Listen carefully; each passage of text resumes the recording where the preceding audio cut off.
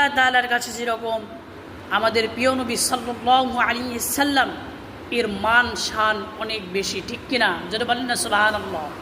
এবং আল্লাহ তাআলা সমস্ত বান্দাদের মধ্যে থেকে, তার সমস্ত মাখলুকাতের মধ্যে থেকে আখরি নবীর উম্মাত যে আমরা, আমাদের মান আমাদের শান ওই নবীর কারণে বেশি মর্যাদাপূর্ণ করে দিয়েছেন। জোরে বলেন না সুবহানাল্লাহ।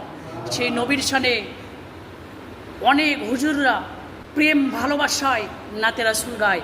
যেরকম আমাদের অলিউল্লাহ হুজুর একটা গজল নাতে রাসূল গেয়ে থাকেন, হে রাসূল তোমায় ভালোবাসি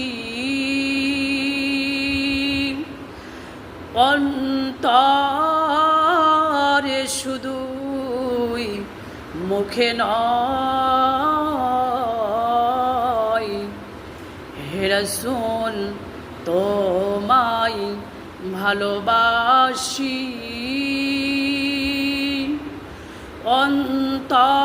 অন্তরে শুধু মুখে নয়,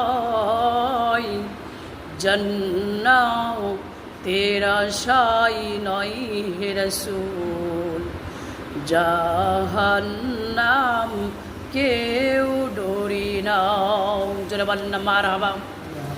সম্মানিত হাজরিন, আল্লাহ তাআলা রাসূল সাল্লাল্লাহু আলাইহি সাল্লামের মানকে যেমন বাড়িয়েছেন, আমরা রাসূল সাল্লাল্লাহু আলাইহি সাল্লামের উম্মত হওয়ার কারণেই আমাদের মানও আল্লাহ তাআলা বাড়িয়েছেন।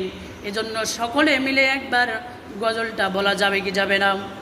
সকলে আমার সঙ্গে বলেন, হে রাসূল তোমায় ভালোবাসি